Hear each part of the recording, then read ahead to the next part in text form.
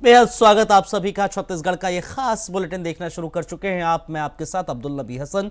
Bulletin की शुरुआत करते हैं। राष्ट्रपति द्रौपदी मुर्मू छत्तीसगढ़ विधानसभा रजत जयंती कार्यक्रम में शामिल होने रायपुर पहुंची। सबसे पहले राज्यपाल रोमेन डेका, मुख्यमंत्री विष्णुदेव साय, केंद्रीय राज्य मंत्री तोखन साहू, उप मुख्यमंत्री अरुण साहू और उप मुख्यमंत्री विजय शर्मा रायपुर एयरपोर्ट पर राष्ट्रपति द्रौपदी मुर्मू का स्वागत करने पहुंचे।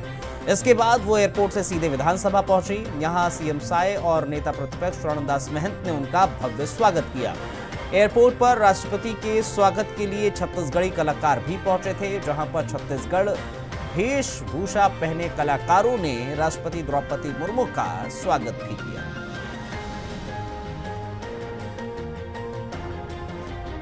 छत्तीसगढ़ में विकास की असीम संभावनाएं विद्यमान है। सीमेंट, खनिज उद्योग, स्टील, एल्युमिनियम तथा विद्युत उत्पादन जैसे क्षेत्रों में विकास के प्रचुर अवसर हैं। यहाँ के पारंपरिक लोक शिल्पों की देश विदेश में सराहना होती है। आपका ये सुंदर राज्य हरे भरे जंगलों, झरनों तथा अन्य प्राकृतिक वरदानों से समृद्ध है।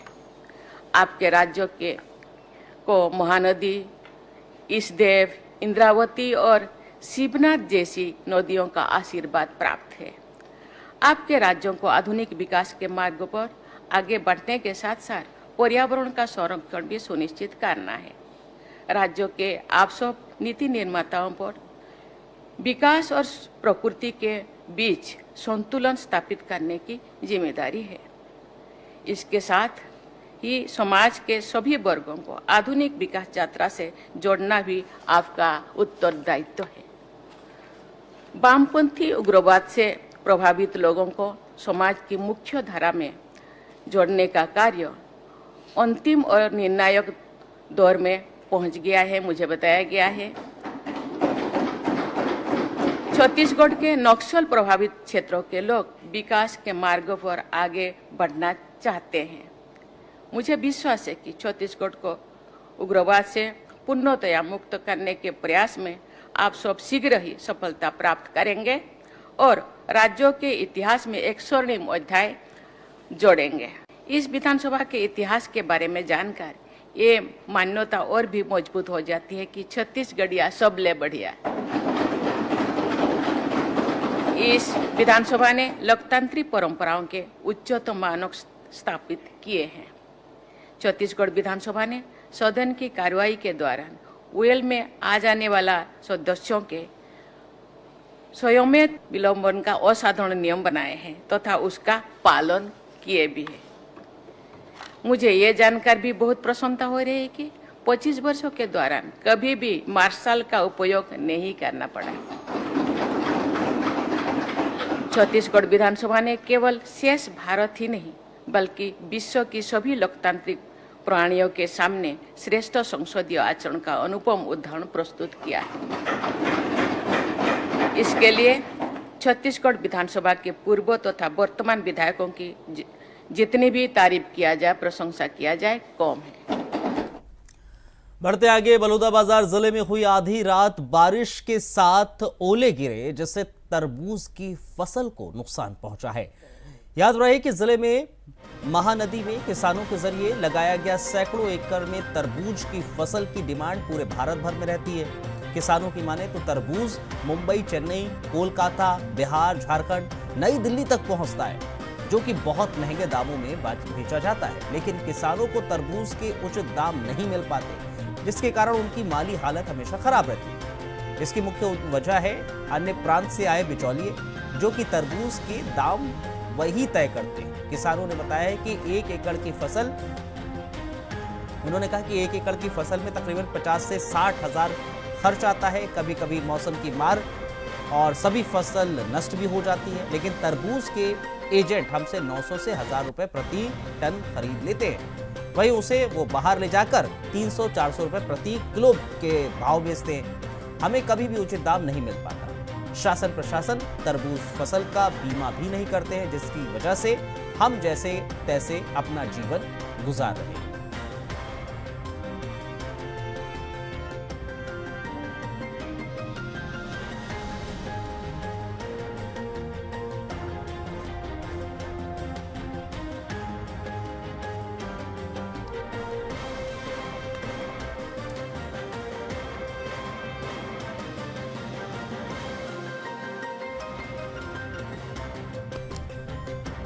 प्रदीप महेश्वरी हमारे साथ, हमारे संवाददाता इस खबर पर और ज्यादा जानकारी हमें देंगे, सीधे जुड़ गए हमारे साथ।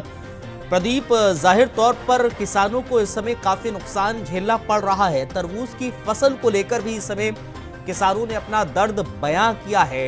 क्या इस बार की फसल देखने को मिल रही है, और जो किसान कह रहे हैं बिचौलिए वाली बात, उसमें कितनी सच्चाई है और उसको किस तरह से अलग किया जा सकता है?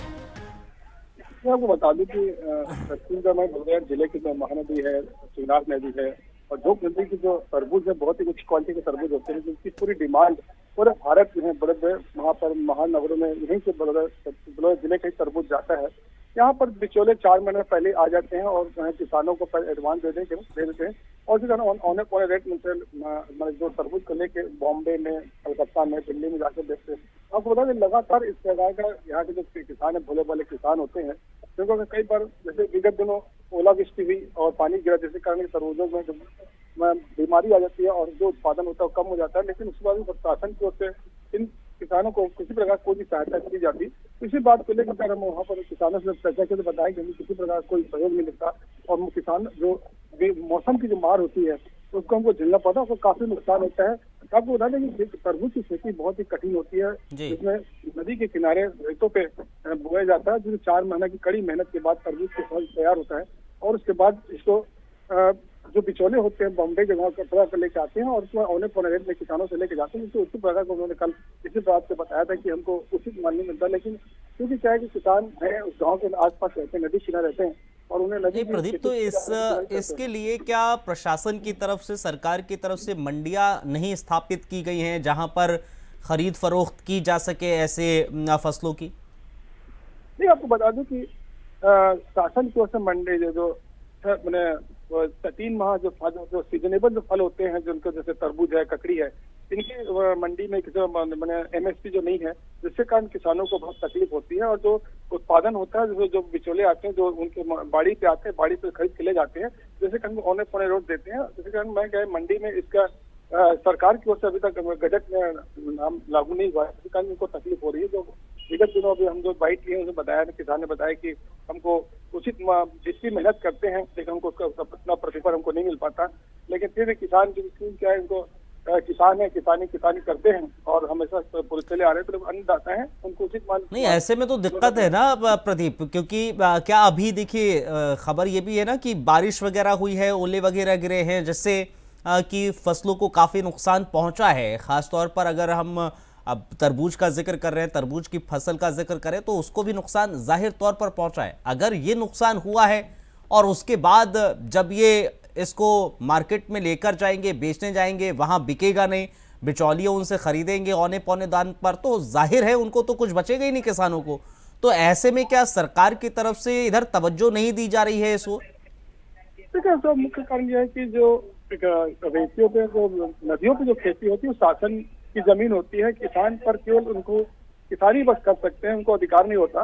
मेन कारण उसका यही है कि ये जो रेतियां होती है खनिज विभाग के विभाग में आती है नदियां, और किसान पानी जब खत्म हो जाता है और जनवरी से पानी कम हो जाता है नदियों का, तो किसान अपने अपने गांव में, क्षेत्र में खेती करते हैं, लेकिन इससे कोई उनका पट्टा का नहीं रहता, जिससे कारण गवर्नमेंट इसको अपने अधिकार में नहीं लेती और किसानों को किसानी करनी देती है। किसान अन्नदाता है और 4 महीने की फसल, 3 से 4 महीने का फसल होती है, उसका बरसात आती है, वैसी पूरी इनकी बाड़ी को बरसात का पानी खींच के ले जाता है। तो ये इनका कोई पट्टा नहीं है, जिनकी स्वयं की खेती नहीं है। लेकिन ये है कि पूर्व से चले आ रहे हैं, तालाब के नदी के किनारे उनका गाँव रहता है और गाँव के नदी। तो अभी क्या नुकसान हुआ है फसल को? अभी बहुत नुकसान, विगत दिनों कल रात की जो ओलावृष्टि हुई थी, मौसम की परिवर्तन एक होता है, जिससे नुकसान होता है, तो नुकसान तो किसान को स्वयं भरपाई करना पड़ता है। तो ऐसे में किसानों का क्या कहना है इस पे, क्या कह रहे हैं कि वो इस नुकसान की भरपाई कैसे करें?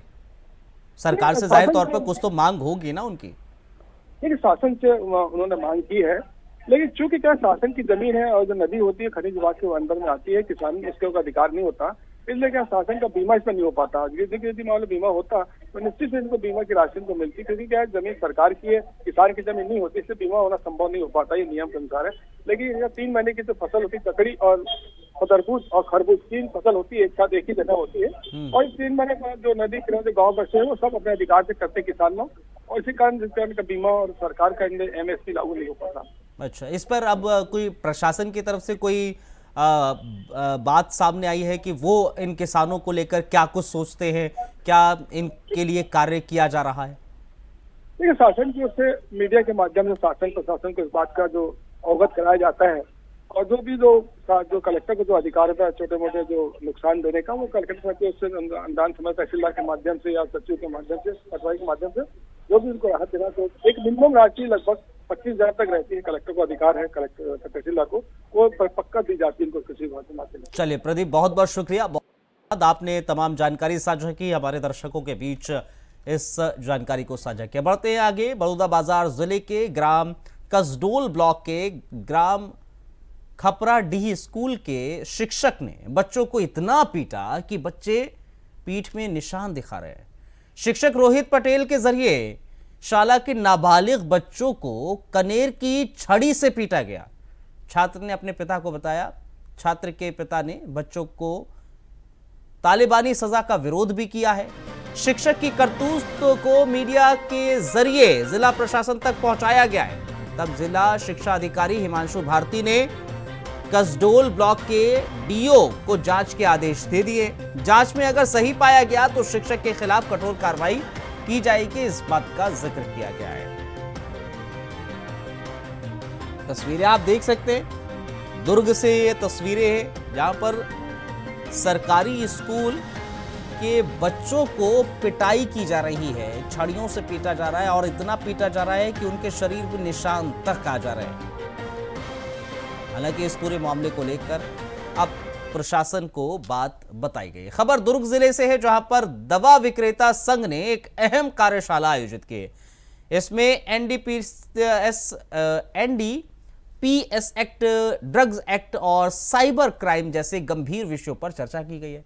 इस कार्यशाला का उद्देश्य दवा व्यापार से जुड़े लोगों को कानूनी प्रावधानों और साइबर सुरक्षा के प्रति जागरूक बनाना है। इसमें उपस्थित वक्ताओं ने दवा विक्रेताओं की जिम्मेदारियों, ड्रग्स कानूनों और डिजिटल युग के साइबर सुरक्षा जैसे विषयों पर अपने विचार साझा किए हैं। इस कार्यक्रम में उप मुख्यमंत्री विजय शर्मा शामिल हुए। उन्होंने कहा कि पहले ड्रग्स को लेकर कोई कार्रवाई नहीं होती थी। जब से हमारी सरकार बनी है, टॉप टू बॉटम और बॉटम टू टॉप सब पर कार्रवाई हो रही है। दवा विक्रेता संघ ने कार्यशाला का आयोजन किया।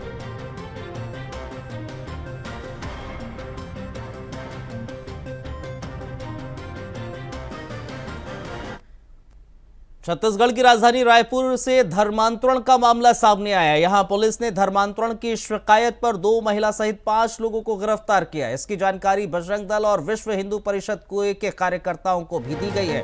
तब पुलिस जुलूम गांव पहुंची और प्रार्थना सभा में शामिल लोगों को थाने लाया गया। इस मामले में ग्रामीणों ने थाने में शिकायत की है कि वीरेंद्र साहू और उनकी पत्नी अपने घर में हर रविवार को प्रार्थना सभा का आयोजन करते हैं, जिसमें एक विशेष समुदाय के लोग पहुंचते हैं। गांव वालों को बीमारी का इलाज कराने, संतान प्राप्ति और बच्चों को परीक्षा में पास करवाने की बात करते हुए प्रार्थना में शामिल होने की बात कही जाती है। वहीं बीजेपी नेता केदार गुप्ता भी कार्यकर्ताओं के साथ थाने पहुंचे। यहां बजरंग दल, विश्व हिंदू परिषद, बीजेपी कार्यकर्ताओं ने धर्मांतरण के खिलाफ नारेबाजी की।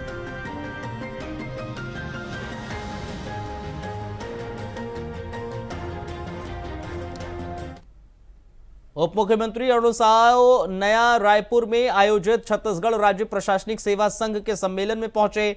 यहां कार्यक्रम में मुख्य अतिथि के रूप में वो शामिल हुए। उन्होंने राज्य प्रशासनिक सेवा के अधिकारियों को संबोधित करते हुए कहा है कि काम करने का जितना अवसर मिलेगा उतनी ही आपकी प्रतिभा और क्षमता निखरेगी। यह आगे बढ़ने का पहला सूत्र है। उन्होंने कहा कि आप लोग जिन प्रतिष्ठित पदों पर काम कर रहे हैं, उन पदों पर काम करने का मौका हम लोगों को मिल रहा है।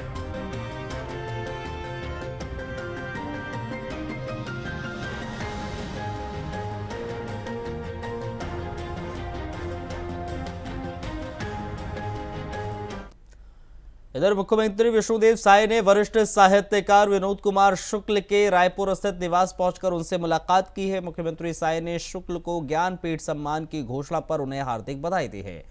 मुख्यमंत्री ने विनोद कुमार शुक्ल से कहा है कि आपने छत्तीसगढ़ का मान बढ़ाया है। मुख्यमंत्री साय ने सभी प्रदेशवासियों की तरफ से शुक्ल का सम्मान करते हुए शॉल, शिफल और बस्तर आर्ट का प्रतीक चिन्ह नदी भेंट की।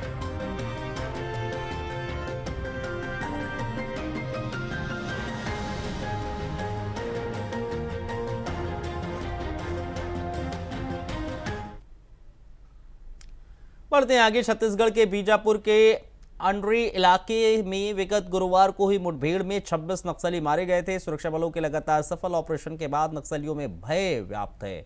इस कड़ी में रविवार को 22 नक्सलियों ने आत्मसमर्पण किया है। समर्पण करने वाले 22 नक्सलियों में से 6 नक्सलियों पर 11 लाख रुपयों का इनाम था। इन नक्सलियों में AOB डिवीजन सदस्य, तेलंगाना स्टेट कमेटी सदस्य समेत प्लाटून मेंबर शामिल रहे। इन्होंने CRPF के DIG देवेंद्र सिंह नेगी और ASP डॉक्टर यूलेन यॉक के सामने सरेंडर किया। अब तक 107 नक्सलियों ने बीजापुर में आत्मसमर्पण किया है।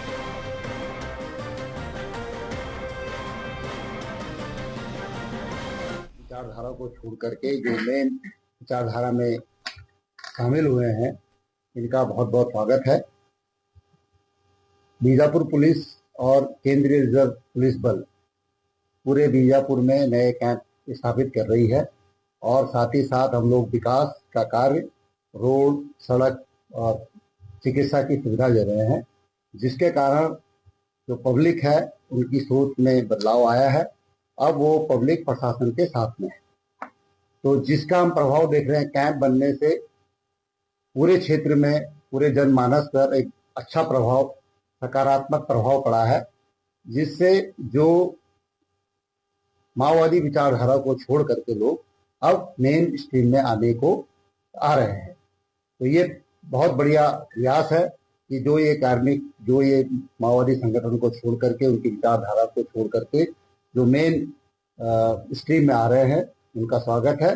और आपके माध्यम से फिर मैं सभी को, माओवादी जो विचारधारा में सम्मिलित हैं, उनसे मैं ये आग्रह करूंगा कि वे उस विचारधारा को छोड़ करके और जो छत्तीसगढ़ सरकार की आत्मसमर्पण और पुनर्वास नीति है वो बहुत बढ़िया है, उसके तहत आत्मसमर्पण करें और उसका लाभ उठाएं, ताकि देश के विकास में हम लोग एक साथ आगे बढ़ सकें।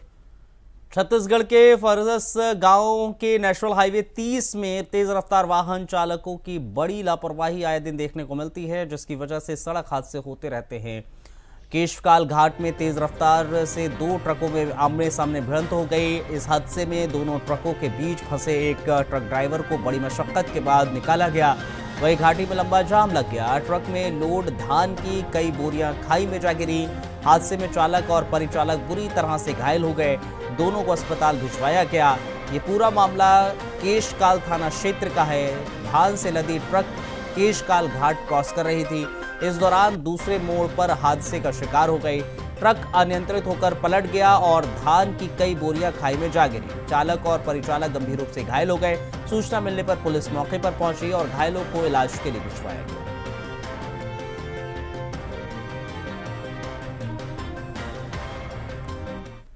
इधर कांकेर के भानु प्रतापपुर के पास अंतागढ़ मार्ग पर खंडी नदी में आज एक बड़ा हादसा होते होते टल गया। एक क्रूजर वाहन का टायर फटने से वो अनियंत्रित होकर नदी में जा गिरा। हादसे के दौरान वाहन में सवार चालक और अन्य व्यक्ति घायल हो गया। संयोग से बड़ा हादसा टल गया, क्योंकि दुर्घटना के वक्त वाहन में कोई और सवारी नहीं थी। नदी के आसपास मौजूद स्थानीय लोगों ने तुरंत तैरकर वाहन तक पहुंचे और घायलों को सुरक्षित बाहर निकाला। घटना की सूचना मिलते ही भानु प्रतापपुर पुलिस मौके पर पहुंची। हालांकि अभी तक नदी में डूबे वाहन को बाहर नहीं निकाला जा सका है। आपको ये भी बता दें, भानु प्रतापपुर का वार्षिक मेला चल रहा है, जिसमें इस तरह के वाहन यात्रियों को ढोने में लगे हुए हैं। अगर इस वाहन में सवारियां होती तो यह हादसा बेहद गंभीर हो सकता।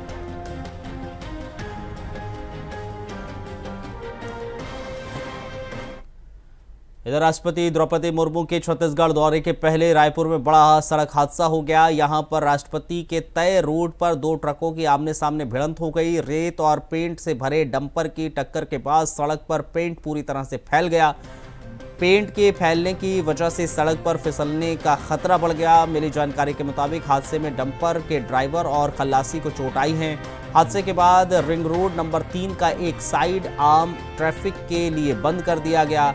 राष्ट्रपति रूट को सुरक्षित कर दिया गया। सुबह 5 बजे यह हादसा हुआ। यातायात पुलिस रोड क्लियर उसने की। पूरा मामला मंदिर हसूद थाना इलाके का है।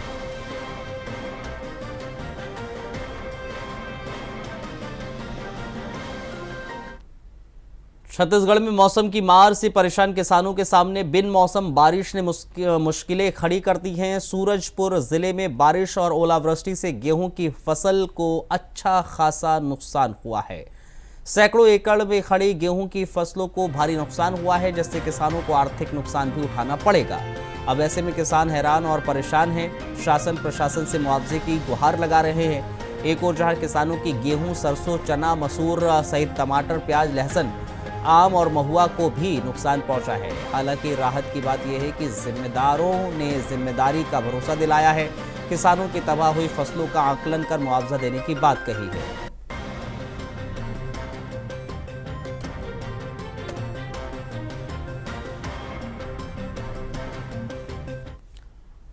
चलिए, इस बुलेटिन में फिलहाल इतना ही। इजाजत दीजिए। नमस्कार।